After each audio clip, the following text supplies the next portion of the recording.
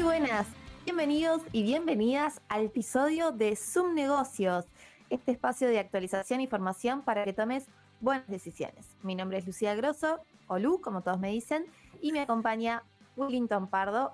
Willy, ¿cómo estás? ¿Cómo estás, Lucía? Bienvenidas. Todo bien, ¿y tú cómo estuvo la semana? Bien, ¿Cómo estuvo has bien. estado? Bien. Recibiendo llamadas, ahora que me lo preguntás, recibiendo llamadas constantemente y los celulares ofreciéndome promociones. Supongo que la mayoría le debe pasar, los que nos están escuchando le deben de pasar que Está lo pasando llaman. bastante, sí. Y en Sí, momentos estás trabajando, estás concentrado en algo y te llaman varias veces o ves la sí. llamada perdida varias veces Y y te es... habla de tal compañía. Fua. Pero bueno, Sí, más sí, allá de sí, eso.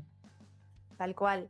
Y la razón de ser de este episodio también es porque hay algo muy importante que charlar, eh, que también es parte de lo que queremos hacer con este programa en sí, que es como dueños y dueñas de negocios, siempre tendremos que invertir. O sea, es una básica que como emprendedores, dueños de negocios, directivos, etcétera, la inversión es algo que está presente en cualquier negocio y también queremos hacer como la explicación de la palabra invertir quedó quizás muy asociada al sistema financiero, ¿no? Al invertir en bolsa. Pero se puede invertir de muchas maneras y teniendo deberes hechos antes, que es un poco de lo que vamos a hablar ahora, también vamos a seguir profundizando en eso, que es lo que queremos dejar bien en claro. Y de esto que lo que hablaremos hoy, que no solo se puede invertir en el sistema financiero, sino que hay un hay un abanico de posibilidades y plantearemos desde desde qué hacer desde el punto de vista financiero antes de invertir y ordenar las opciones de inversión. Antes de invertir es importante tener unas finanzas sanas, esto tanto a nivel personal como de empresa. ¿Qué quiere decir esto? Básicamente y a nivel de sentido común, tener más ingresos que egresos. Suena sencillo, Sencillo sobre todo. suena sencillo, suena ok, tiene todo el sentido común, pero en realidad muchas veces se descuida esta parte por el simple hecho de que no se cuentan con los registros necesarios y actualizados. Es decir, si no se sabe exactamente cuánto nos ingresa de dinero por mes o cuánto se va y en qué, es difícil saber si estamos saneados financieramente hablando. Y Sí, eso sí, es lo primero. Sí, lo que no se mide, no se puede no se- mejorar. exacto, no se gestiona. Así que Bueno, entonces, si se tienen deudas, por ejemplo, previo a invertir, lo primero es, por ejemplo, desendeudarse. No es lo más mm, recomendable ponerme a invertir si debo mucho dinero, a título de ejemplo, a menos que sea un préstamo pensado y esté sustentado, por ejemplo, en flujos de ingresos seguros, entre comillas, próximos y yo tenga liquidez de sobra para invertir. Ya que lo que se invierte es el ahorro. Primero, tengo que tener las finanzas saneadas, destino una parte pensada, presupuestada, en base a un plan o un objetivo en ahorro, y ese ahorro es lo que yo voy a invertir, lo que se va a invertir. Se va a invertir, por una parte, en el llamado fondo de contingencia, maniobra, emergencia, que lo vamos a tener con destino de financiarnos, autofinanciarnos en caso de imprevistos, como dice su palabra, al corto plazo, al muy corto plazo, de 1 a 6 meses o hasta un año, y después vamos a invertir a largo plazo para lograr otros objetivos e incluso, y esto del largo plazo podemos hacerlo en el sistema financiero o en economía real. Podemos invertir tanto en instrumentos por fuera del negocio que tengamos o en el propio negocio. sí, de hecho, Sí, de eso no nos vamos a dedicar hoy, digamos, ¿no? No de la parte de tratar de generar ese, digamos, ese ingreso excedente y subrayo excedente, como vos decías recién, sí, porque tiene que ser excedente del fondo de imprevistos, digamos, y que ese lo vamos a volcar a algún instrumento que nos permita rentabilizar y complementar la ecuación de ingresos totales, digamos. correcto. Eso mismo. Así que bueno, nosotros vamos a tener un determinado en los negocios, un determinado objetivo de rentabilidad. Entonces, con ese objetivo de rentabilidad, en base a un presupuesto que tengamos armado, con eso en medio, las utilidades van a empezar a acumularse, y esas utilidades acumuladas es lo que se va a invertir. Porque, como bien sabemos, y como bien saben todos, dejar el dinero quieto no es productivo, porque por el tema de que todos conocemos, que pierde poder adquisitivo, perdemos por la inflación. Y bueno, la idea es justamente primero no perder dinero por la inflación, y luego tratar de maximizar esa rentabilidad generando interés, oportunidades de rentabilidad e intereses. Ahora nos gustaría hacer un repaso del árbol de posibilidades para invertir, un resumen para que quede más claro y visual. Ahora deberían estar viendo en pantalla quienes lo están viendo por YouTube. Si lo estás escuchando en Spotify, vamos a tratar simplemente vamos a presentar un esquema para tener este apoyo visual. Para remunerar además los que nos están viendo, que se toman el trabajo de vernos, que tengan un plus. Claro, para que sea más divertido, no nos vean solo nosotros y tengan algo más para ver. Y bueno, ahora en pantalla están viendo una presentación. Que la titulamos Invertir de forma consciente, porque creo que en realidad es uno de los temas o del pilar fundamental, ¿no? Invertir conociendo ese instrumento donde se invierte, ¿no? Por eso el título bastante sugerente. Sí, tal cual. No solamente conscientemente del punto de vista técnico, conocer el instrumento y el mercado, sino conocerse a uno mismo, o sea, consciente en todo sentido. Claro. Sí, así que la palabra está pensada. Sí, no es al azar. Bueno, inicialmente entonces tenemos, previo a invertir, estos conceptos previos que habíamos mencionado, que venimos hablando también cuando arrancamos. No sé si Willy querés hacer una apreciación de esto, porque yo ya estuve charlando. Sí, en realidad lo que tú decías, en realidad es, parte del análisis personal, de la situación personal, desde el perfil personal, desde todo lo que hablamos en cuanto a qué estilo me gusta, digamos, cómo voy a gestionar, si la voy a gestionar yo, las inversiones, las voy a dar a un tercero. Eso también, si tengo tiempo, si no tengo tiempo, si tengo conocimiento, si no tengo conocimiento, si tengo aversión al riesgo o no. Y después definir un poco el estilo de inversión, que bien estuvimos hablando la última vez. Y después supervisar, ¿no? Es decir, no solo poner a funcionar una máquina, y una vez que definen el estilo de inversión, luego supervisarlo, evidentemente, porque una vez que se pone en marcha la máquina y una vez definido, hay que ir haciendo retoques a lo largo de la inversión, porque evidentemente va a ir sufriendo altibajos y bueno, entonces se trata de hacerles un seguimiento. No es el seguimiento típico de mirar todos los días las inversiones, sino un seguimiento a largo plazo, a ver si mi perfil se va adecuando, digamos, al instrumento en los cuales yo invertí. Sí, básicamente depende del estilo y el objetivo que vos tengas. Si lo querés de tenencia, si lo querés, como se dice en la jerga de inversiones, holdear, o lo querés para trading.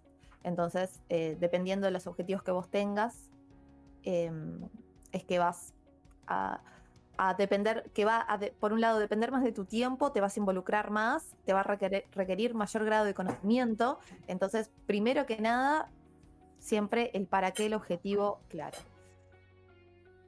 Bueno, ahí en ese cuadro tenemos las diferentes formas de invertir, ¿no? O sea, cómo podemos instrumentar, digamos, la mayoría de nuestras inversiones.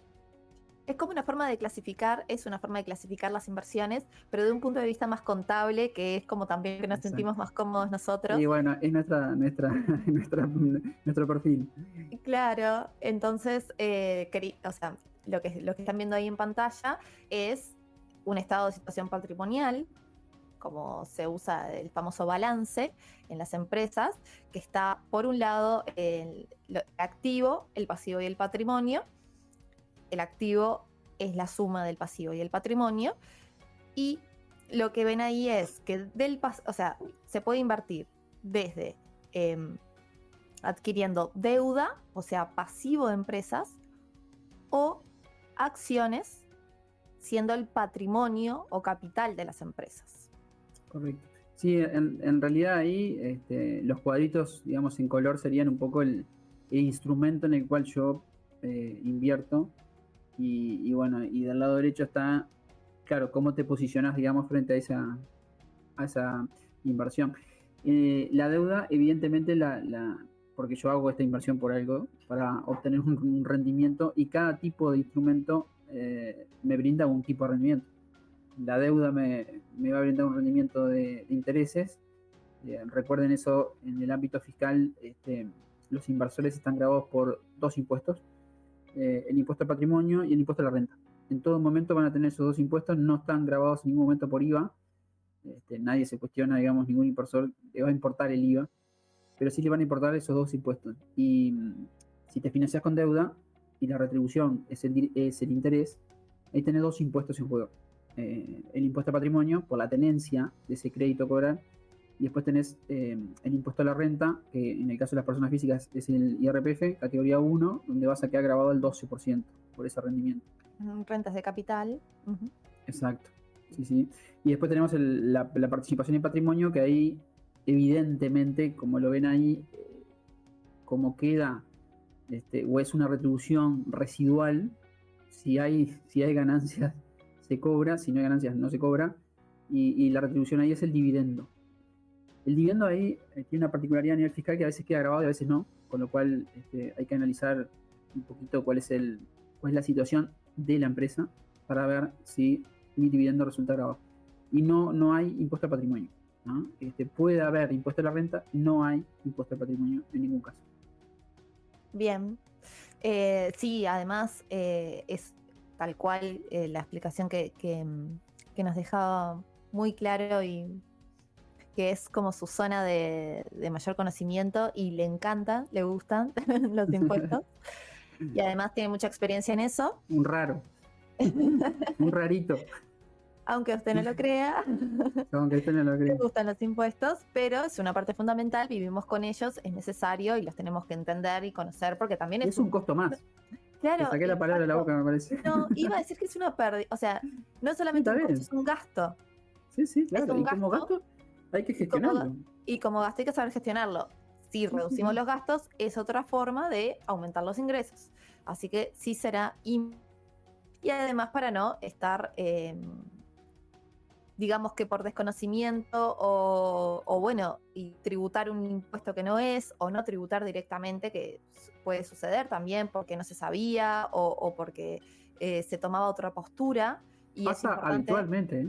Pasa habitualmente eso. Y nos pasa a nosotros también en nuestro rol. Porque incluso podés, y después en el área de ganadería vamos a comentar alguna posición que podés incurrir en algún riesgo tributario, digamos, por el efecto de no conocer el instrumento. Y evidentemente el inversor individual, digamos, retail, el de a pie, tiene un iba a decir defecto, pero en realidad es como una desventaja, que generalmente no tenés un asesor, digamos, que esté al lado tuyo y te diga. Generalmente es uno que va haciendo sus primeras herramientas, va invirtiendo y ven si la retienen o no, y después preguntan en algún foro y demás.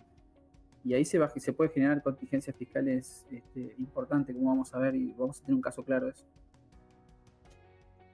Sí, la verdad que el área impositiva es bastante extensa y hay para conocerla bastante. Simplemente, o sea, obviamente van a tener la consulta fiscal o a sus asesores contables para sacarse todas las dudas. Sí. Pero es importante sí tenerlo en cuenta, y siempre estamos hablando, si bien los impuestos más o menos tienen generalidades que se comparten en la mayoría de los países, estamos hablando desde el territorio uruguayo, desde Correcto. Uruguay. Sí, eso bien. Es un factor importante. Sí. Bien, entonces Bien, nosotros vamos a, siempre se va a invertir desde el punto de vista de vas a obtener deuda o ser parte o propiedad, capital de una empresa. Sí o sí en un Siempre. como decías, Matías Martín, no sé creo que esto la mayoría de los que nos están escuchando no se deben acordar, que decía de qué lado estás, y es o estás de deuda o estás del lado de acciones. En algún momento todos los instrumentos tienen que tener uno u otro, no hay una tercera posibilidad. Bien. No sé si querés Sí, arranco comentar con... vos, Willy, Sí, esta parte de... Hay dos fórmulas.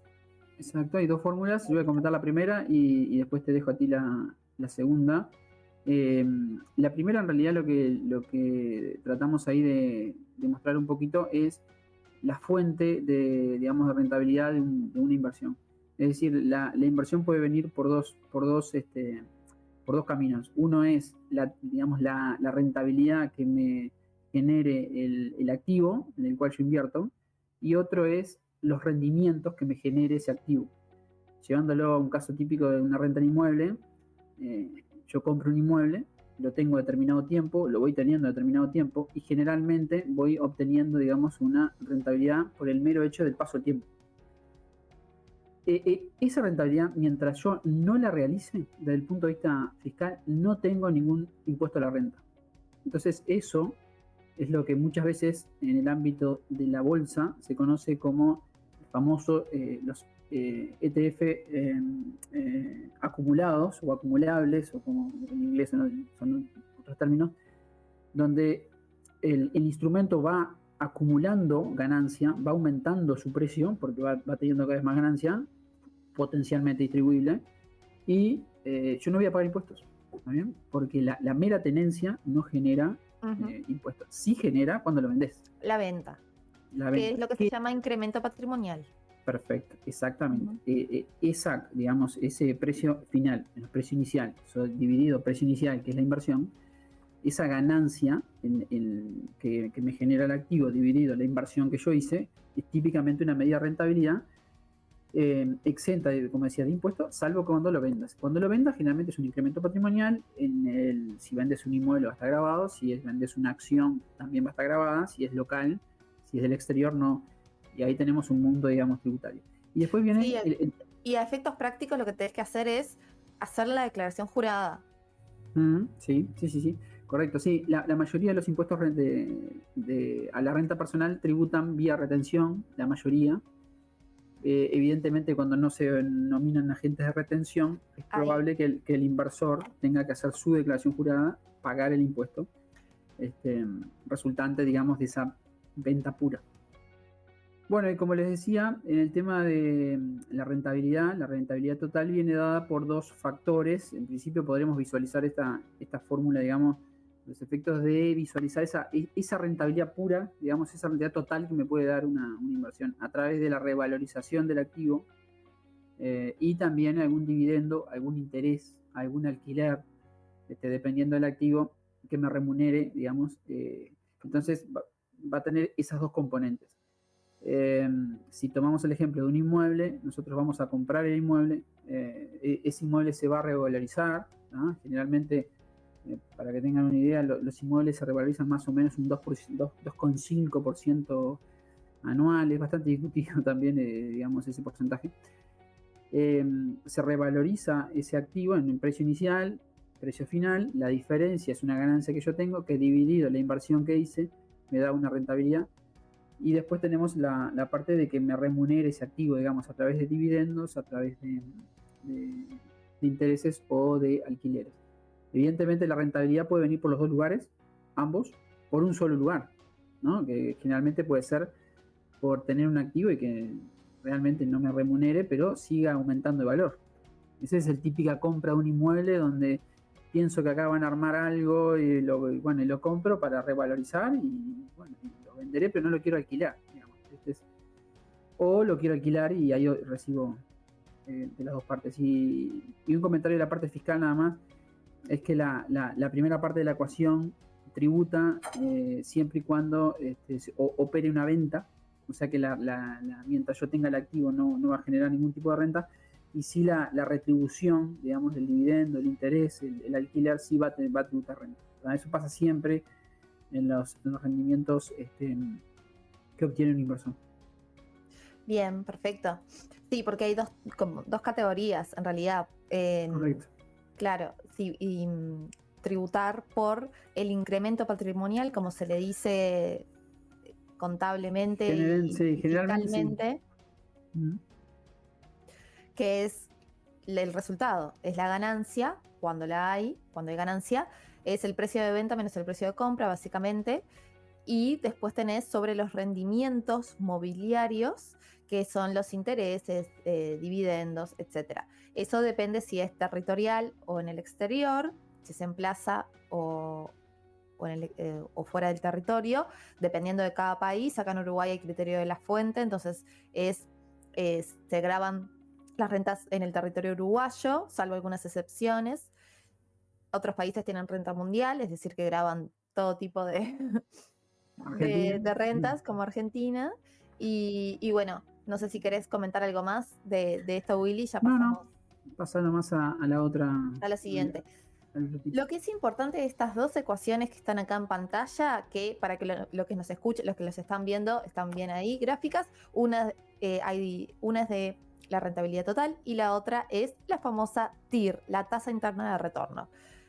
Estas dos ecuaciones nos pareció importante ponerlas porque la primera, la de rentabilidad total, que estaba hablando Willy, se trata de, justamente como le dice su palabra, el resultado total que generó esa inversión finalizada, digamos, o parados al final de un año, de un determinado año, o una vez que terminó. Y la TIR, que es la tasa interna de retorno, que muchos habrán escuchado hablar, lo que es fundamentalmente, lo que hace es una medida de evaluación, es un instrumento, una medida, un método de evaluación de inversiones que se basa en justamente conocer la rentabilidad de una inversión futura. Todavía no entramos en esa inversión, en ese proyecto, porque es un método que se utiliza tanto para inversiones en el sistema financiero como inversiones en la economía real. Y como ven ahí en pantalla, o les voy diciendo a quienes nos escuchan, tienen una fórmula de cálculo que si la googlean, la fórmula de cálculo es bastante, se ve compleja, pero en Excel, como todo, nos soluciona la vida. Y la fórmula en Excel es más o menos como la están viendo ahí. Se pone, básicamente, primero indicar la inversión, primero indicar la fórmula, TIR o IRR, y ahí seleccionar desde la inversión inicial, que va a estar en negativo, e ir seleccionando las celdas que sean el resultado de los ingresos de cada año. Van a estar los ingresos del año 1, del año 2, del año 3, hasta N, los que sean. Y después se va a seleccionar la famosa tasa de descuento. ¿Qué es esta tasa de descuento? Esta tasa de descuento es muy, muy importante en todo tipo de inversiones. Tiene mucho que ver con el paso previo de autoconocerse y tiene que ver con dos cosas, con autoconocerse y con cómo está conformado el capital con el que vamos a invertir. Por ejemplo, si se va a invertir solo con fondos propios o con fondos propios y de terceros, es decir, con plata tuya y plata prestada. En el caso que inviertas solo con fondos propios, con dinero propio, ahí la tasa de descuento va a ser una tasa de retorno anual esperado de ese dinero propio que tenés. Esa tasa es difícil de determinar, generalmente es muy subjetiva a cada persona, pero más o menos se toma, siempre se hace el comparable, se toma en cuenta cuánto daría ese dinero colocado en una inversión similar. Entonces eso lo tomas en cuenta esa información más riesgo o bueno, depende a tus objetivos, a la aversión al riesgo de cada uno, y la inflación, por ejemplo, dependiendo de la moneda.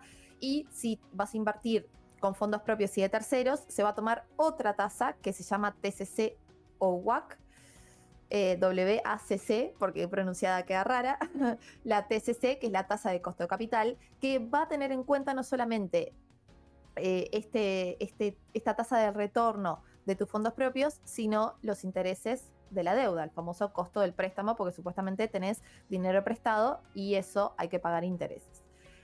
No, nos va a servir, como vos decías, para visualizar o para descartar o entrar en un negocio futuro, digamos, donde se planean determinados ingresos, que son ingresos netos además, ¿no? Y bueno, y esos ingresos netos nos va a dar una TIR, y esa TIR la comparamos con la tasa de retorno que nosotros le requerimos a eso, teniendo en cuenta además cómo lo vamos a financiar, si es todo con fondos propios o hay un porcentaje de fondos ajenos, y bueno, cada uno de esos fondos tiene un costo. Ese es un poco Sí, exactamente eso. Es un indicador, es algo muy importante a tener en cuenta, porque como bien decías, esa tasa de descuento es lo primero que tenemos que definir antes de meternos en una inversión, porque después la TIR la comparás con la tasa de retorno requerida o la TCC, con la tasa de descuento, para ver si conviene o no realizar esa inversión. Entonces, para englobar todas las opciones de inversión que hay, básicamente tenemos dos grandes opciones, clasificaciones, que es el sistema financiero y la economía real. Dentro de renta fija, a modo de resumen, vamos a tener estos conceptos que vamos a decir a continuación, pero recuerden que todo esto que estemos diciendo ahora se mueve, está vivo, se va a actualizar, seguramente siempre están surgiendo nuevos instrumentos y actualizándose otros, así que es importante de que esta clasificación que hicimos nosotros es a modo de resumen de las opciones que hay, que conocemos y que seguramente hayan más. Pero bueno, dentro de renta fija tenemos los bonos soberanos, que son la deuda, como les mencionábamos antes en la parte, unas diapos anteriores, la deuda emitida por los estados, la deuda soberana. Después están los bonos corporativos. Los bonos corporativos es deuda emitida por empresas. Los bonos corporativos se ven también con otro nombre que Willy usa mucho. Sí, que son obligaciones en realidad. Obligaciones negociables. Sí. Y luego también tenemos las LRM que ven ahí, son las letras de regulación monetaria. Las letras de regulación monetaria son emitidas por el Banco Central del Uruguay en este caso. Y lo que hacen justamente es regular la circulación de dinero en el mercado con fines inflacionarios, para contener la inflación, por ejemplo, y a cambio, obviamente, van a dar el premio, que es un interés. En el caso de la letra de regulación monetaria, el interés está implícito en esas letras, es decir, que lo van a pagar a final del periodo. ¿Qué quiere decir que esté implícito? Quiere decir que no es que cobramos un cupón o un interés asiduamente o en una fecha pactada como cualquier otro bono de renta fija, sino que se va a cobrar al final del periodo y funciona de la siguiente manera. Uno compra una letra de regulación monetaria a un determinado valor y al final del periodo, que generalmente son en 30, 90, 180, 360 o más días, va a recibir un mayor importe y ahí está la ganancia. Ahí tenemos un ejemplo claro donde según la ecuación que vimos hace 2 segundos, la rentabilidad total viene por el lado de el aumento de valor. Claro, exacto, la apreciación del activo, pero no me va a generar ningún interés, digamos. Exactamente. Y bueno, tanto los bonos soberanos como los bonos corporativos, como las letras de regulación monetaria, los tres primeros que ven ahí, ellos van a necesitar, se compran, porque los estamos presentando, bueno, ¿y cómo hacemos para invertir? Se van a comprar mediante intermediarios, que son bancos o corredores de bolsa principalmente. Salvo lo último, los plazos fijos, que son la última forma de renta fija, esos, como todos conocemos, uno se dirige a cualquier entidad bancaria y elige el plazo fijo en la moneda que desee. Generalmente en Uruguay son aconsejables los plazos fijos en unidades indexadas, porque por más de que te dé muy poca rentabilidad, ya al ser en unidad indexada se va revalorizando en base a la inflación. Entonces, por lo menos siempre estamos manteniendo el mismo poder adquisitivo, no estamos perdiendo dinero. Sí, ahí también el comentario que hacíamos la última vez en el episodio anterior, digamos, que se le llama renta fija, pero no es fijo que te lo devuelvan. O sea, generalmente los contratos establecen una retribución fija, un interés fijo, pero esto no está exento del riesgo de crédito que algún bono, sobre todo corporativo, el Estado, por ahora no, por lo menos el Estado uruguayo, pero no es lo mismo, digamos, invertir en un Estado venezolano o un Estado de algún país de Sudáfrica, digamos. Sí, el riesgo país, el Exacto. riesgo. O Argentina, piensen, no yendo mucho más lejos. Sí, sí. Entonces ahí tenés la retribución fija y después tenés la devolución, ¿no? Es otra pata, que es el riesgo de crédito, porque capaz que en el contrato dice te devuelvo tanto por año y después da default y no puedes cobrar el crédito. Sí. O sea que lo de renta fija hay que tomarlo con cierto, digamos, análisis previo del deudor. Sí, tal cual eso, y ya que lo comentaste, vale la pena aclarar que existen las agencias calificadoras de riesgo que justamente se dedican a evaluar el riesgo crediticio, como bien decías, de los instrumentos de deuda que emiten y cotizan y se pueden comprar a nivel nacional e internacional. Las tres principales, que seguro les suenan los nombres, es Standard & Poor's, Moody's y Fitch. Correcto. Muy bien. Bien, luego tenemos las opciones de renta variable. Dentro de renta variable tenemos las conocidas acciones, que, bueno, justamente las acciones es un interés como se dice, un interés de propiedad de las empresas. Las empresas que tienen la naturaleza jurídica de ser sociedades anónimas, o ahora las recientes SAS, Sociedades por Acciones Simplificadas, las SA o SAS, dividen su patrimonio, su capital en acciones, en una determinada cantidad de acciones. Cada acción va a tener un determinado valor, y eso es dependiendo si cotizan, si son abiertas o cerradas, es decir, si cotizan en bolsa, si van a recurrir al ahorro público para obtener fondos, para financiarse. Y bueno, justamente por eso las que vamos a poder, las que se van a poder comprar son las que cotizan, las que son abiertas, que en Uruguay, por ejemplo, son muy poquitas. Tenemos un mercado muy chico, poco desarrollado. Sí. Y Willy, vos tenías el nombre por ahí, ¿no? De las sí, 5. algunas son... ¿Las tenés ahí a mano? Ahora me pusiste en apuro, me pusiste cantidad, pero Gralado, Aluminio del Uruguay, Susa, son algunas de las que recuerdo. Gralado, la típica 3 cruces, evidentemente con poco volumen de cotización, y eso implica un problema, poca liquidez, y hay que pensarla bien antes de meterse en una acción de esa, porque el problema viene por la liquidez, ¿no? Sí, tal cual. Y además, la razón, un poco tratando de razonar de por qué hay tan pocas empresas en Uruguay que cotizan en bolsa, y la razón por la cual tampoco se utiliza mucho, es porque en realidad es un mercado chico. Por lo tanto, por más de que las empresas recurran al ahorro público para financiarse, van a obtener quizás que un financiamiento menor al que, por ejemplo, si lo haces en países como Estados Unidos o en países más grandes, que podés levantar un financiamiento mucho mayor. Y además, es todo el tema de la burocracia de poder poder emitir acciones públicamente, hace que tengas más regulaciones. Sí, mucha carga, ¿no? Más carga tributaria, más regulaciones, trámites. Y bueno, siempre está el beneficio de los préstamos, que los intereses, por ejemplo, los intereses perdidos son deducibles de impuestos. Siempre las empresas se apalancan un poco más en los préstamos. Entonces muchas veces es más conveniente pedir prestado que emitir acciones, dependiendo del caso. Pero es algo... Sí, además hay mucha empresa, digamos, que es propietaria de familias.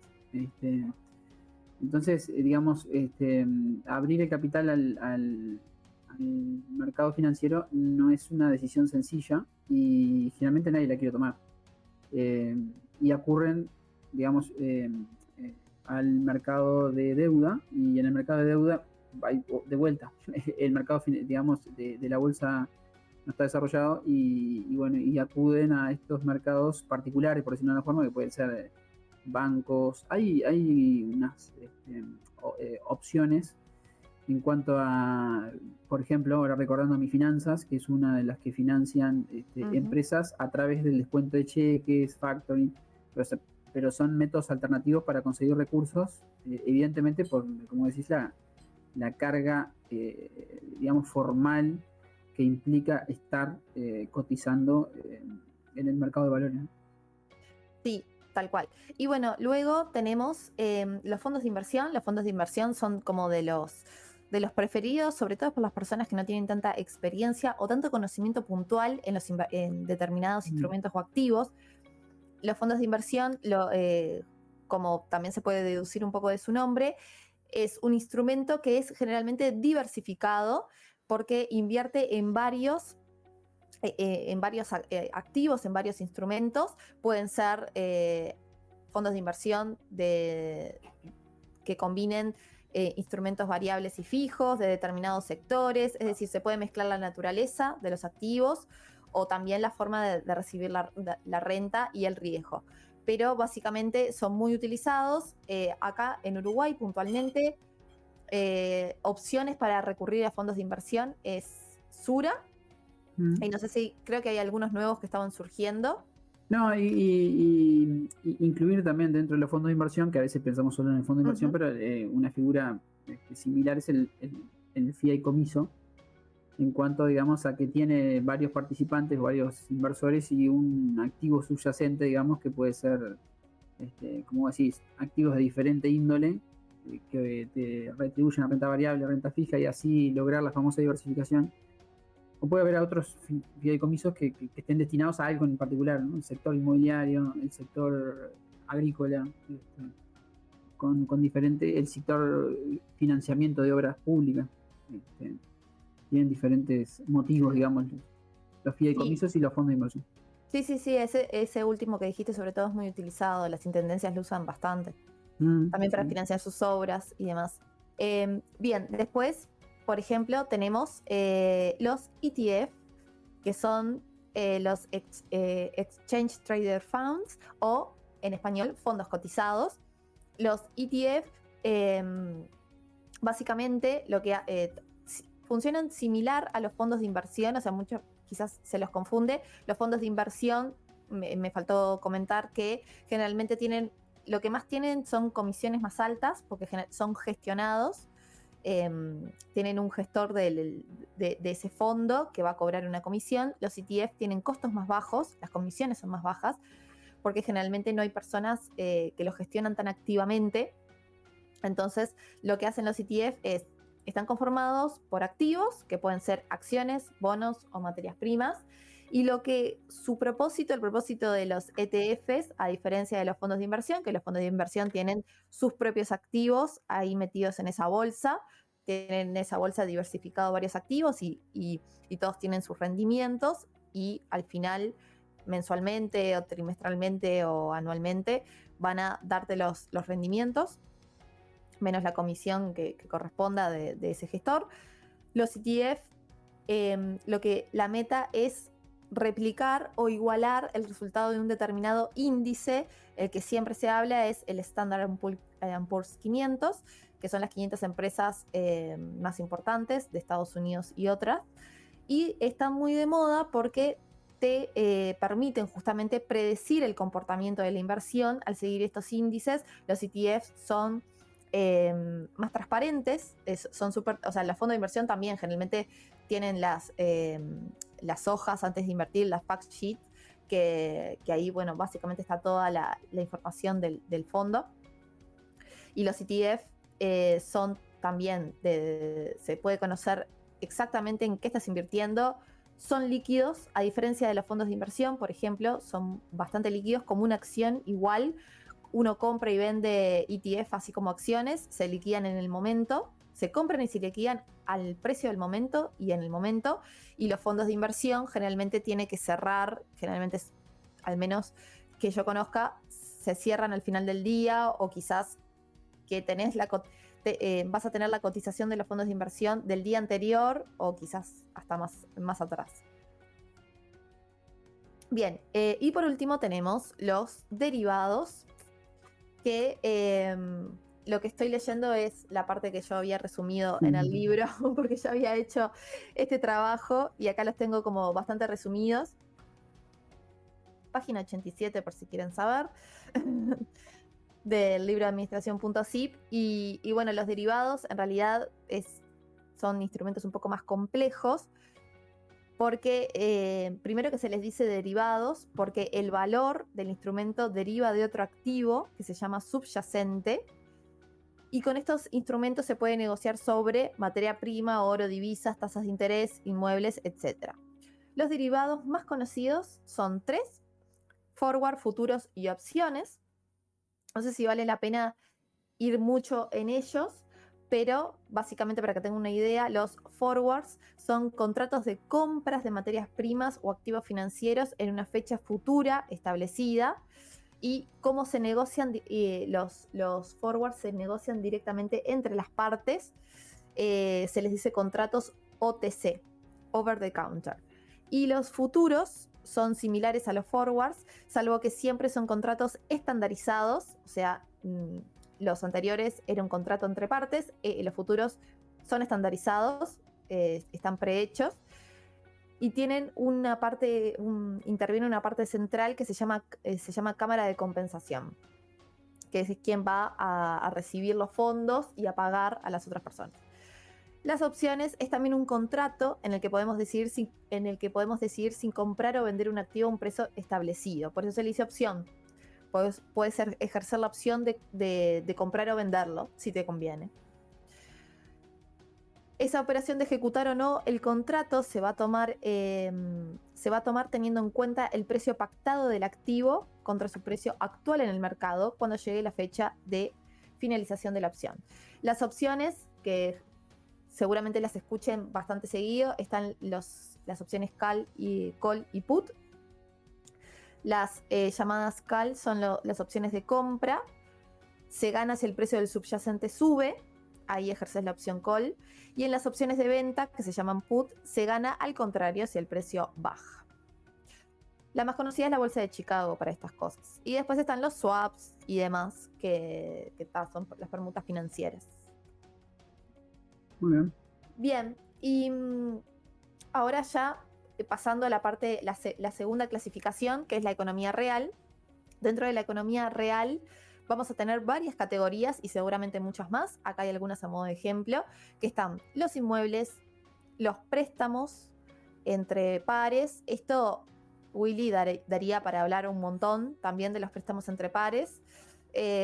Vos tenías ahí algunas apreciaciones que estaban interesantes compartir, como por ejemplo lo de si tenés fondos propios o de terceros, Sí. la parte de cómo ejecutarlo con el vale. Sí, ahí hay un claro, digamos, parámetro que hay que tener en cuenta cuando vas a incurrir en ese tipo de inversión, que es el tema de la captación de fondos, digamos, de terceros o el famoso ahorro público, y no caer bajo la órbita del Banco Central. Mientras se haga con fondos propios, no va a haber ningún tipo de cuestionamiento. Evidentemente sí hay un tema fiscal que si yo hago un préstamo va a estar en el ámbito del IRPF, renta de capital, al 12%, pero si ya después comienzo a hacer un préstamo, tener más de un préstamo, digamos, y tener cierta estructura, puede que caiga en el impuesto a la renta empresarial, y evidentemente me va a cambiar totalmente la ecuación económica. Y bueno, es un tema a tenerlo en cuenta. Y después otra pata, digamos, más allá de este riesgo fiscal, es el riesgo de instrumentación, digamos, ¿no? De los aspectos formales que hay que tener en cuenta para no incurrir en este tipo de inversión y quedar atado a que no puedo cobrar un crédito por el mero hecho de no conformar bien un vale o lo que fuera. Eso me parece que son aspectos a tener en cuenta. Sí, sin duda, esto se presenta mucho en el caso de una persona que se le presenta la posibilidad de... lo dejamos como, primero que nada, como categoría de inversión, porque se menciona mucho, y bueno, quieras o no, como así uno compra y revende mercadería, también uno presta dinero y obtiene una rentabilidad, un interés a cargo, así que sí, es una inversión. Pero sí nos parece importante mencionar esos puntos claves que decía Willy. Muchas veces se piensa que los préstamos capaz que no están, que, que están dentro del, no sé si decirlo ilegalidad, pero que no están regulados, pero siempre que prestes dinero propio no vas a tener problema. El problema está en la garantía, en que te devuelvan después ese dinero, que te devuelvan el capital, que te amorticen el dinero prestado y además el interés. Para determinar la tasa de interés, generalmente volvemos a lo mismo, a la tasa de retorno requerida que hablábamos más atrás, que generalmente la sacás comparando. Bueno, cuánto lo prestas los bancos, dependiendo de la moneda, si es pesos o dólares. Y bueno, siempre el instrumento, siempre es bueno cubrirse. El instrumento para hacerlo es un vale. Uno puede emitir un vale mediante escribanos, que es un título ejecutivo. Título ejecutivo quiere decir que ante incumplimientos se puede ejecutar en un juicio. Y, o hipotecas. Hipotecas siempre sobre los inmuebles, obviamente, y también se puede prendar activos mobiliarios, que eso ya es un poco más complejo y es un poco más difícil. Siempre lo que más se usa es montos chicos, vale, y montos grandes, hipoteca. Después tenemos inversiones en ganadería, que eso Willy nos va a compartir bastante información sobre eso, que justo estaba con bastante datos frescos de todo el tema. Emprender, otra de las opciones de inversión de economía real es emprender. Por supuesto está en auge hace tiempo ya. Emprender en todas sus aristas. Emprender un negocio desde cero, con una idea innovadora. Innovadora quiere decir algo que se haga de forma diferente, o que agregues valor. Esa es como la base, la promesa de emprender. Pero luego también tenemos otras formas de generar negocios, que también es invertir, como por ejemplo comprar mercaderías, comprar bienes de cambio, comprar productos, artículos, etcétera, a un costo menor, ya sea por mayor o importándolo, y venderlo en plaza a un precio mayor. Vamos a compra y reventa. Y como decía, crear un servicio crear una empresa desde cero o vender servicios. Y por último están los business angel, que son los inversores ángeles, que son como por ejemplo la serie del socio, que estuvo muy de moda hace poco tiempo, que lo que es básicamente son personas que invierten su dinero generalmente en las fases iniciales de las empresas, las startups, y lo hacen a cambio de una participación en el capital. Los inversores ángeles, generalmente estos socios, o sea, se hacen socios de las empresas hay dos tipos. Depende si querés tener un rol más activo, que es generalmente lo que más se da, o un rol más pasivo. Generalmente los inversores ángeles tienen un rol más activo, porque ven una empresa con potencial, pero ven que se puede mejorar la gestión o le pueden brindar contactos, entonces tienen como un rol de mentor en esos negocios.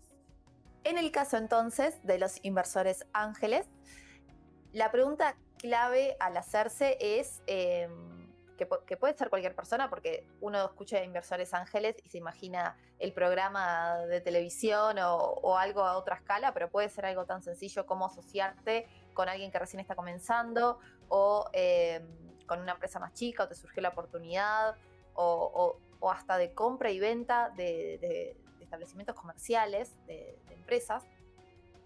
La pregunta clave es: ¿cuánto riesgo se está dispuesto a aceptar para invertir tu dinero en ese proyecto?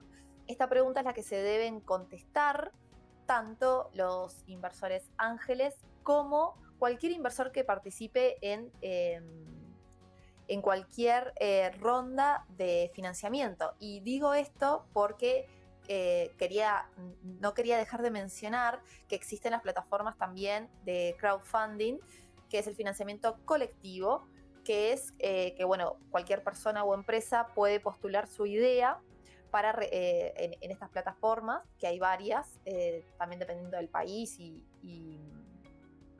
dependiendo del país.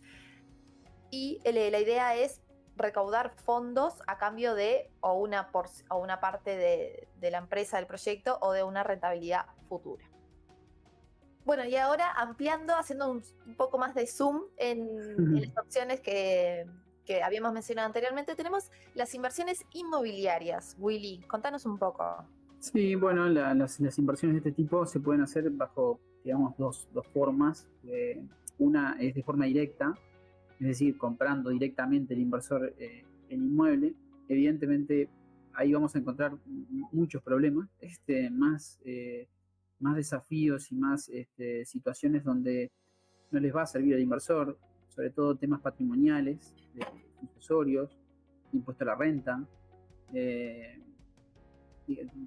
Después, como alternativa a esa inversión directa, tenemos las inversiones a través de algún instrumento jurídico, es decir, yo separo la inversión desde el inversor a través de un vehículo jurídico que evidentemente me defiende también ante posibles problemas que tenga ese inmueble, y que en realidad el que responda sea la sociedad, que sabemos que la sociedad responde hasta cierto capital y logran la protección patrimonial, digamos, del inversor. Ese instrumento jurídico puede adoptar varios modelos, por decirlo de alguna forma, o variantes. Tenemos lo que son las sociedades comerciales, típica sociedad anónima, SAS, SRL, que puede constituirse y adquirir el inmueble. ¿Bien? Evidentemente la forma jurídica va a tributar algún impuesto. Generalmente son la trilogía IRAE, IP e IVA. Generalmente en inmuebles no se da el IVA, generalmente.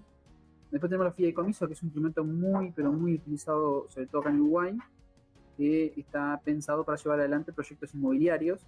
No es raro encontrar que la mayoría de los proyectos inmobiliarios estén llevados a cabo con fideicomisos por un tema patrimonial y de protección patrimonial de la inversión, porque, digamos, se trata de una afectación de patrimonio específico para ese edificio, y evidentemente logra separar ese edificio de los inversores, digamos, de la situación de los inversores, que les puede llegar a ir bien o mal en su vida personal y puedan arrastrar las inversiones. Entonces, con eso, digamos, logramos sectorizar esas inversiones a través de fideicomisos.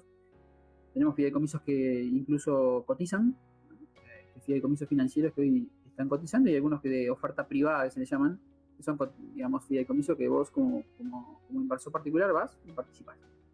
Y después tenemos famosos REIT, que en realidad es una sigla, Real Estate Investment Trust, que en realidad es un instrumento más bien americano, es muy conocido a nivel de inversiones fuera de fronteras, por decirlo de una forma, fuera de Uruguay, y que forma parte de la cartera de la mayoría de los inversores. Porque creo que también la inversión en el sector inmobiliario te deja, digamos, algunas situaciones o algunos beneficios por el propio tipo de activo, digamos, y cómo se mueve en la economía. O sea, nosotros tenemos, primero, en el activo inmobiliario, una muy buena correlación con el resto de los activos. O sea, se correlaciona no positivamente. Si nosotros invertimos en un inmueble, es probable que no logremos, o sea, que logremos una buena correlación con respecto al resto de activos, porque no se mueven igual. Entonces, eso mejora notablemente la diversificación. Exactamente, la cartera. Entonces, es seguro, digamos, es seguro tenerlo en una cartera. No es seguro el instrumento, quiero decir que es altamente probable incluir una inversión inmobiliaria dentro de una cartera por el tema de la correlación que tiene con el resto de los activos, una muy baja correlación, incluso con algunos activos es cero, incluso en negativa en algunos. Y después ofrece una muy buena, digamos, una buena relación riesgo-retorno. Sí, es una opción muy preferida entre los uruguayos. Sí. Y en general en el resto del mundo también es bastante usada, porque tiene también el componente que es algo tangible. Claro. la mayoría de los casos, ¿no? Es algo tangible, el famoso compra de ladrillos. Yo, aunque se compre en pozo, yo veo, voy al terreno, lo veo, tengo un apartamento, es algo material y además tiene la doble apreciación. Por un lado tenés la apreciación en valor a través de los años, que bien lo mencionabas antes, y vas a tener la posibilidad de comprar para alquilar, que es la Exacto. parte de la inversión que estamos hablando. El comprar para alquilar, además vas a tener obviamente el retorno, el interés, en este caso la ganancia va a ser los alquileres. Entonces eso más o menos, creo que se hablaba de un estimado de un 4 o 5% de ganancia anual en dólares. Exacto, sí, ahí te agrego, digamos, un dato que pueden encontrar, hay una web de una, y acá agrego un recurso para los que quieran invertir en inmuebles y que van a encontrar información muy útil. Es una web que se llama Estudios Fleitas y CIMET, creo que se llama algo así, donde van a encontrar información al respecto. Ellos se especializan mucho. Bueno, yo conozco a Fernando. No, y además te acoto que tú hacías referencia a las rentabilidades.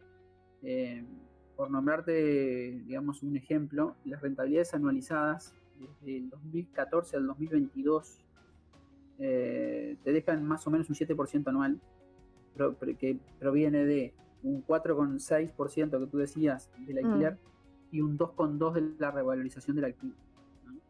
Evidentemente no es lo mismo invertir en determinadas zonas, no es lo mismo invertir en zona costera, en zona no costera, digamos, o más adentrada, por ejemplo en Montevideo. Es decir, ahí tenés diferentes ratios, diferentes índices de liquidez que te van a dar diferente rentabilidad. No es lo mismo, es mucho más fácil vender un inmueble en la zona costera que un inmueble que esté más adentro, digamos, en Montevideo. Entonces, estos son elementos que, digamos, que un inversor típico tiene que manejar, como así los diferentes rentabilidades que existen por barrio. O sea, Sí, hay rentabilidades por barrio.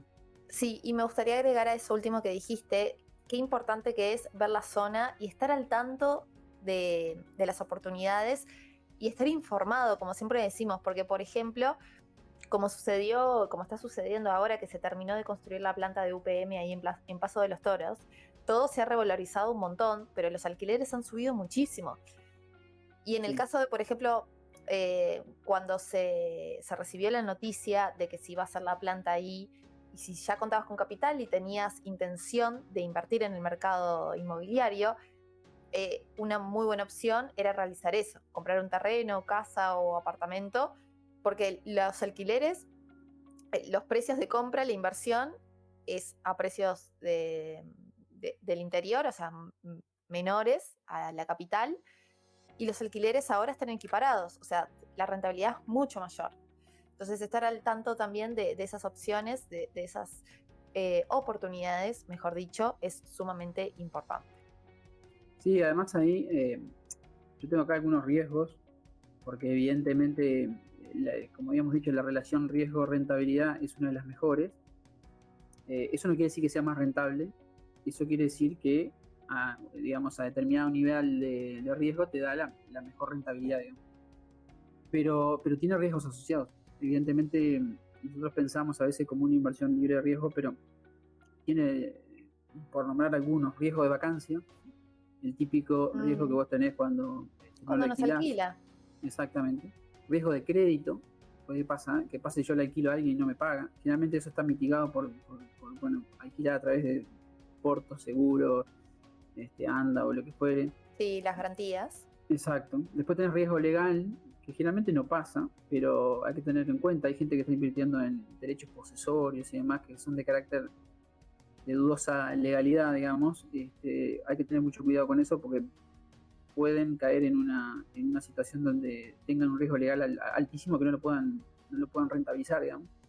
Después tenemos el famoso riesgo de precio o alquiler, que es el que intuimos, digamos, cuando el inmueble, por ejemplo, sufre algún factor económico externo y puede bajar la rentabilidad. Incluso también hay factores digamos, de índole social que el inversor tiene que saber. O sea, sabemos que hoy Uruguay es primero en América Latina en tener hogares unipersonales.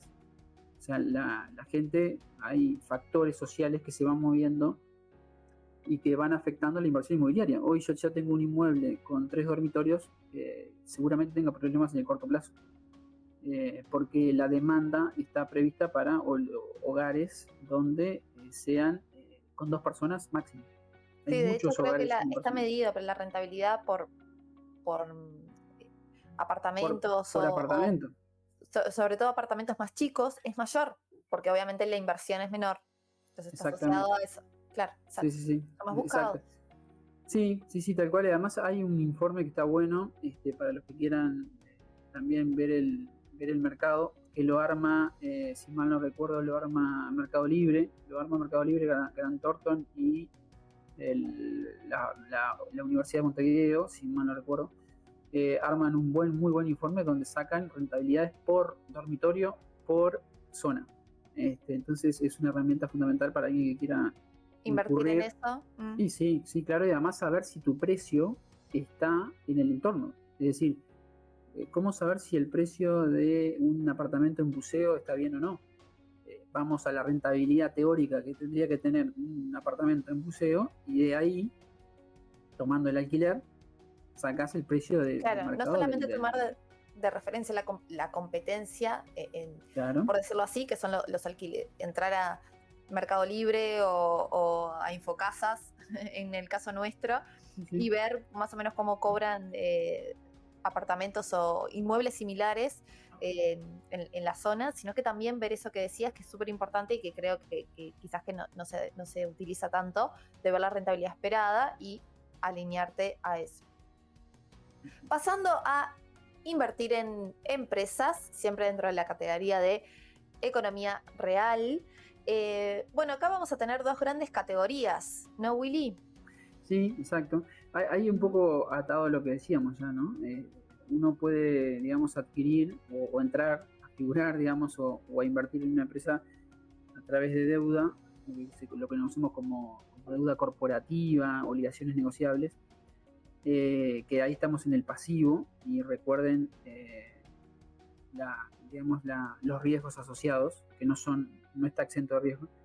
Uh-huh. Y después podemos entrar a través del capital, ya ser ahí accionistas, y ahí pusimos inversión pasiva e inversión activa, porque en realidad también se puede invertir en determinada empresa, y sin embargo, dado que soy accionista minoritario, me dedicaré un poco a controlar la marcha del negocio, pero no me implicará una gestión, digamos, diaria en ese negocio, versus el otro, digamos, el otro accionista que sí realmente tiene que estar arriba, ¿no? No es lo mismo invertir en un negocio pequeño que yo lo tengo que gestionar, que lo tengo que llevar día a día, incluso acá entran algún tipo de franquicias, versus uno que en realidad voy, compro un pedacito de la empresa y bueno, y esa empresa va marchando y bueno, yo soy mero espectador e inversión pasiva, ¿no? Sí, tal cual. Creo que eso lo podríamos como resumir en compras para autoemplearte, para trabajar en ella, Sí. o como inversor y recibir pasivamente lo que serían las utilidades o dividendos de esa inversión, como cualquier otra. Te requiere mucho menos tiempo que trabajando en ella. Y también está bueno para tener en cuenta para medir los retornos, porque una cosa es al comprar una empresa, si da determinados retornos o utilidades, pero sin embargo requieren tu trabajo, entonces también tienes que tomar en cuenta tu sueldo, que sería tu pago, y eso modifica la ecuación o los resultados, distinto a la segunda opción que hablábamos. No, y eso te comentaba que es muy importante porque en realidad muchos no dimensionan eso. El autoempleo es alguien que en realidad es a la vez, digamos, tiene un trabajo en la empresa, tiene que ser remunerado a los efectos de estos cálculos, digamos, y después es inversionista. Y hay muchos que están corriendo suerte de inversionistas y digamos, a rentabilidad cero, porque toda la rentabilidad se lo lleva el autoempleo, digamos. Porque creo que es muy importante eso, sobre todo para aquellos que no lo logran dimensionar, digamos. Sí, exactamente, exactamente eso. Y bueno, creo que por este capítulo ya dejamos bastantes cosas en claro, más todo lo que vinimos mencionando antes. Después, Otra sí. cosa que me quedó y que no me puedo ir de esa diapositiva es el estadio en el cual alguien puede llegar a invertir. Es decir, no es lo mismo un estadio de una empresa en fase, digamos, de startup y de transitando el famoso Valle de la Muerte y, y bueno, Estadística famosa recibiendo, que siempre exacto, decimos. recibiendo capital semilla o el siguiente paso que es Venture Capital, porque en realidad ahí tenemos un riesgo altísimo. Es decir, es muy complicado entrar ahí. Yo veo a veces gente que entra en esos estadios de la inversión y realmente los admiro porque yo no sé si es por desconocimiento o porque son muy poco aversos al riesgo, pero en realidad es muy difícil entrar ahí, es muy difícil evaluarla. Una empresa que no tiene historia. Este, entonces es meterse en un lugar donde no sabes cómo vas a salir, ¿no? Sí, totalmente. Antes de invertir en una empresa, cualquier tipo de empresa, pequeña, mediana o grande, siempre tenemos que ver varios factores, tanto desde el punto de vista macro, de dónde está, en qué sector está posicionada esa empresa, que ahí hablábamos un poco fuera de micrófono y traíamos a colación las 5 fuerzas competitivas de Porter, que básicamente es analizar un poco que esta herramienta que la escuchábamos o la vimos en facultad quizás o en una materia y no nos quedaba del todo claro cuál era su utilidad, y en esto lo podemos bajar a tierra con algo más práctico, que es analizar la empresa en su entorno, desde cómo es la competencia que tiene, si tiene competencia alta, baja, cómo es la entrada de nuevos competidores, lo que se le dice la barrera de entrada, la barrera de ingreso. Es decir, si esta empresa tiene economías de escalas, cosa que esté tan consolidada y haya crecido que logre costos por debajo del promedio, y eso hace que aumenten sus ingresos, sus ganancias, por esa baja de costos, de precios más bajos, que tiene una diferenciación muy grande, tiene quizás que es un negocio que tiene unos requerimientos de inversión inicial altos, que eso hace que sea más difícil meterse en esa industria, o tiene canales de distribución o tecnología con un acceso preferencial, tiene alianzas estratégicas que bueno, lo destacan. Un know-how del negocio, eso es lo que distingue a las franquicias, por ejemplo, lo que compras de las franquicias es, además de la marca, el know-how, alguna normativa que lo equipare, etcétera. Así como también que tenga amenazas de productos sustitutos o bueno, el potencial que tenga si tiene un equipo de trabajo comprometido, lo de la marca que mencionábamos, o el potencial de crecimiento del market share que tenga esa empresa. Todo eso se toma en cuenta antes de invertir, además de ver la parte más, la parte contable, numérica, de ver generalmente ver el historial para atrás y ver el flujo de ingresos, bueno, cuánto dinero esa empresa puede ir generando. eh, y además ver toda esta parte contable nos va a servir no solo para ver la proyección, sino para ver bueno, los activos que tiene, que es otra parte importante, ver qué activos tiene, y los pasivos, porque habría que liquidar la empresa, entonces se tendrían que ver los activos, el neto, los activos menos los pasivos, bueno, cuánto es realmente el valor llave de esa empresa, y con los gastos de liquidación, todo incluido. Así que es bastante información que tenemos que tener en cuenta antes de comprar empresas. Esperemos que al menos con estos titulares o estos elementos que les fuimos comentando les hayan servido para bueno, hacer ese análisis y entender un poco más del tema. Sí, además agrego ahí, para cerrar nada más, el tema de hay que tener en cuenta ahí cuando se adquiere un negocio, ¿no? Cuando se adquiere un negocio en marcha hay que tener mucho cuidado. El tema de compraventa, establecimiento comercial, hay compraventas por doquier con una responsabilidad brutal, inversores invirtiendo, digamos, sin tener nada de conocimiento en el tema de las responsabilidades que se incurren cuando compran un establecimiento comercial versus adquirir un establecimiento comercial a través de la compraventa de las acciones, que es diferente, ¿no? Entonces ahí hay que abrir bastante digamos, los ojos ante la compra de negocios, ¿no?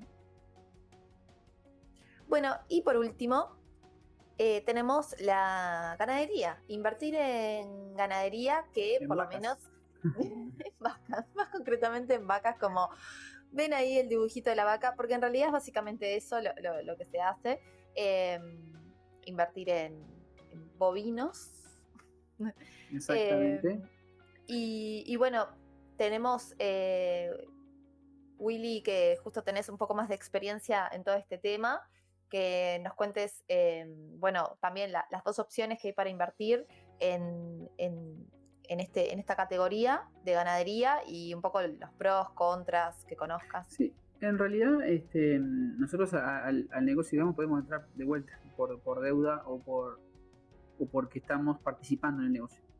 Y eso es importante. Hay algunas opciones en el mercado que, eh, a pesar de que nos muestran como que entramos al negocio, en realidad lo que estamos haciendo nosotros es prestar plata, ¿no? Más allá de lo que dice el contrato generalmente lo nominan como un contrato de capitalización ganadera. En realidad, en rigor, lo que hay, y algunas empresas del sector lo ofrecen, Ahí que está en hasta pantalla, determina. Willy, lo que decías de Ahí capitalización. va.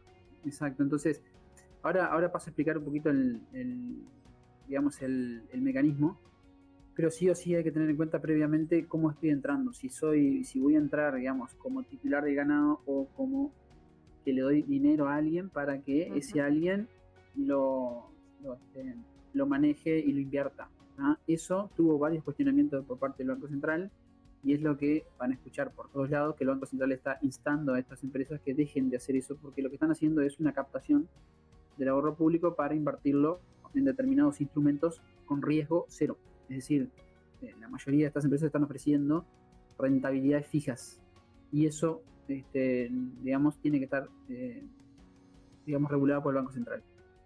Entonces, cuando en realidad lo que hago es, voy por deuda, digamos, voy por el riesgo del negocio, lo que estoy haciendo es siendo parte del negocio, y siendo parte del negocio soy accionista. De ahí tenemos una inversión pasiva de vuelta, que es la inversión típica, que yo nunca me preocupo de esa vaca, digamos, y después veré al final del proceso cuánto cobro. Y después tengo la inversión activa, digamos, que es más bien, sí quiero saber, sí me ocupo y sí estoy seleccionando los animales, el momento, etc. Entonces, generalmente la oferta que hay en el mercado es para la inversión pasiva. Es decir, yo le doy plata a alguien, hago un contrato de capitalización y dejo ahí el dinero y después al año, a los 2 años o a los 3 años generalmente, me van a retribuir el capital más un interés. Generalmente el interés es anual. No, y además porque también sería muy complejo si vos sos propietario de...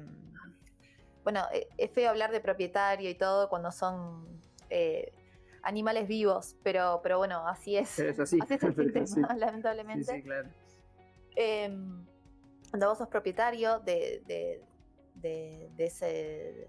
esos emovientes, en realidad estás teniendo, en caso de ser propietario, tenés que incurrirse en otros riesgos, como por ejemplo el conocimiento del negocio, tenés que saber del negocio, el riesgo de que el animal le suceda algo, se enferme, se muera, o sea, pueden suceder muchos riesgos, que eso generalmente las empresas o los intermediarios que tratan esto lo contemplan y por eso tienen esa otra forma que decía Willy de capitalización en la cual tenés menos riesgos y vos les prestás dinero y ellos generalmente, depende del contrato, se hacen cargo de gastos de veterinario, todo, creo que también otra palabra que suena fea sobre eso, pero reemplazan quizás el animal en caso de que, bueno, haya tenido algún inconveniente. Y bueno, cosa de, obviamente, proteger al inversor y mantenerle su rentabilidad. Sí, sí, ahí teníamos, digamos, dos opciones. Esta es una en la que estamos viendo, que es, digamos, cómo funciona generalmente. Y hablando de algo del típico contrato de capitalización, no el que se ofrece digamos, en internet y el que ofrece determinadas empresas que están en este ámbito. Esa modalidad significa alguien, el inversor, que está en su oficina, compra una vaca y se lo da a un tomador, se llama, a un un agropecuario, ¿no? Ujú. Que alguien tiene un campo, les da el dador, propietario del animal, le da ese animal al tomador. El tomador lo que hace es criarlo, alimentarlo, hacerle la sanidad. Todos esos gastos corren por cuenta de él, ¿no? Por cuenta del tomador. Evidentemente el dador, el inversor, digamos, es siempre propietario del ganado. Ese ganado va aumentando, sea aumentando de kilos o porque tiene Sí, el engorde un de ganado ternero, famoso que se dice. exacto, o tiene algún hijo, algún Ujú. ternerito, y bueno, eso es básicamente el corazón del negocio, ese es el incremento patrimonial que voy obteniendo. Evidentemente, al final del periodo, que es un periodo previo, digamos, que ya se estipula previo acuerdo de partes, eh, se logra vender esos animales. Evidentemente yo compré por 100 y cuando los voy a vender lo vendo por 200. Eso me generó una rentabilidad de 100. Esos 100 se dividen generalmente en un contrato de capitalización normal 70-30. El famoso 70-30 es Ujú. muy famoso en el ámbito del agro. Y 70 son para el tomador, que es con esos 70% del incremento, digamos, de valor, paga los gastos que él tuvo, de sanidad, de alimentación, de arrendamiento, etcétera. Y el otro 30 es para el inversor. Eso es lo que pasa generalmente, ¿no? Pero hay algunas opciones a nivel local de empresas que están desvirtuando eso y lo llevan a un contrato un poco particular que incluso le llaman renta fija. ¿Qué es lo que hacen ellos? Ellos dicen, no, mira, vamos a jugar diferente. En realidad, ese aumento de 100 a 200 me lo quedo yo, esas famosas empresas, y yo te doy a vos seguro 10%. Ujú. ¿No? Entonces, transforman, por decirlo de alguna forma, una típica actividad donde yo corro riesgo porque soy el dueño del animal y ese animal puede tener mortandad y demás, a un típico, digamos, colocación financiera. Yo voy, coloco financieramente el animal y me dan un retorno.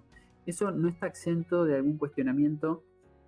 Por un lado, aparece ser no hay un cuestionamiento financiero de parte del Banco Central. Puede haber un tema de riesgo fiscal, porque DGI puede catalogar eso no como capitalización, sino como una inversión financiera y grabarla al 12% de esa ganancia.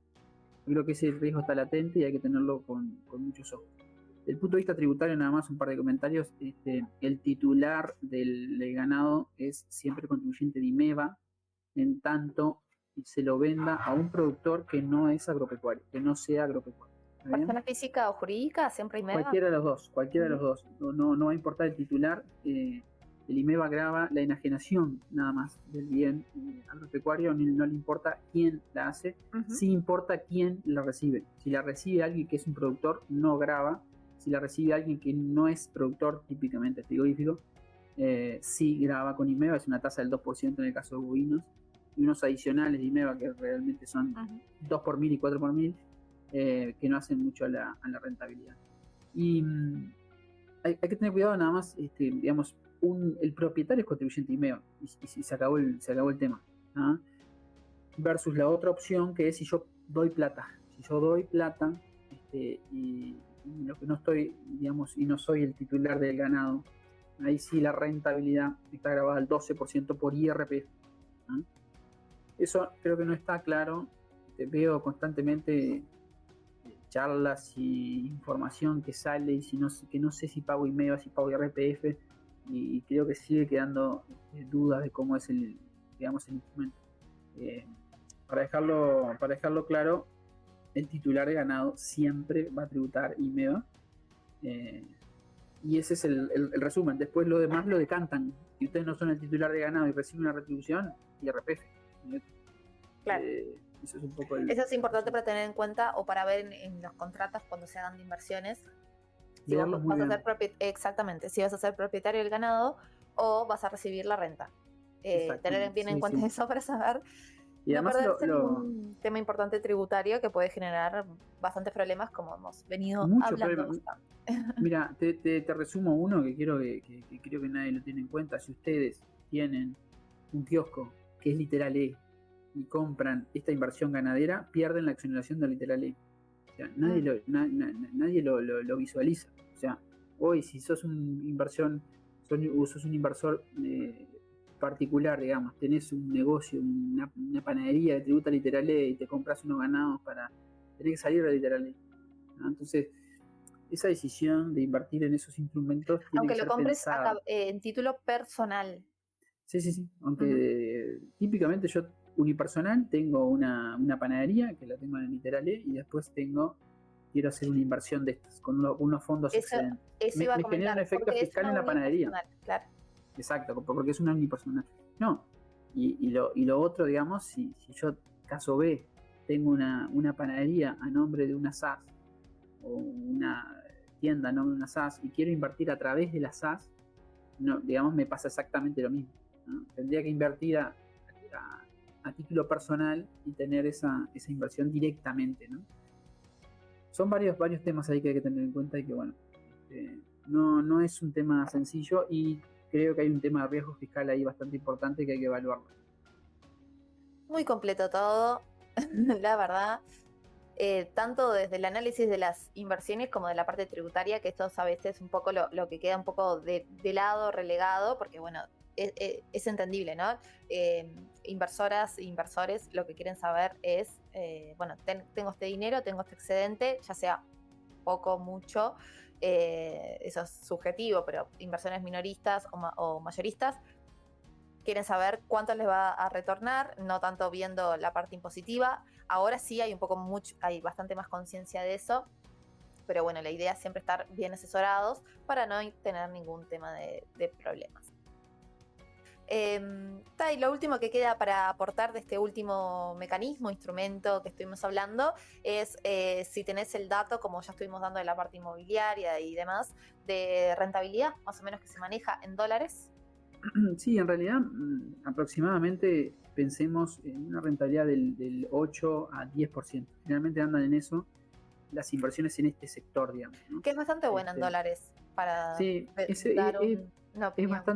es bastante buena y está bueno que digas bastante buena porque en realidad, y esto volver a lo mismo, ¿no? Volver al riesgo-retorno, es decir, sabemos el retorno. El tema es el otro lado, es el riesgo, ¿no? De lograr una buena ecuación ahí, porque muchas veces sabemos cuál es el retorno. El retorno generalmente, incluso en estos casos, nos dicen, mirá, el retorno es 10%. Se terminó. Ahora, el tema es saber qué riesgo estoy corriendo y cómo lo sé. ¿Cómo sé el riesgo? Analizando el instrumento, analizando el entorno, analizando, no es lo mismo meterse, digamos, en un negocio de ganadería que invertir capaz que criando, como pasó con el cannabis. Mucha gente se metió en el cannabis pensando que iba a tener retornos brutales y al final fue un desastre, el mercado internacional totalmente adverso. Eso generó un problema. La rentabilidad era buena, el riesgo de meterse en un negocio que muchas veces no es analizado, ¿no?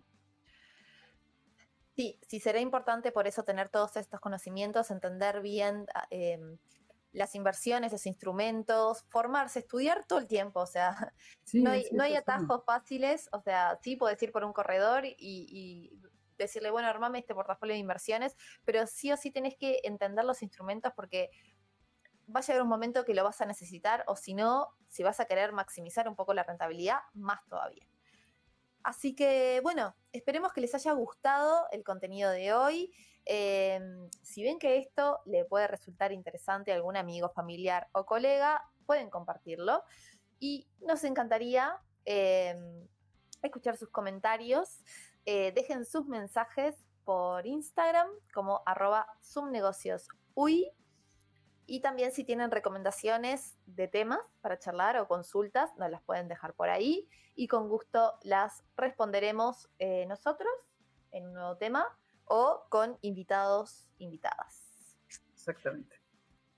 Y bueno, con esto nos despedimos hasta el próximo episodio. Esperemos que estén muy bien y nos vemos y escuchamos pronto. Chao, chao. Nos vemos. Chao, chao.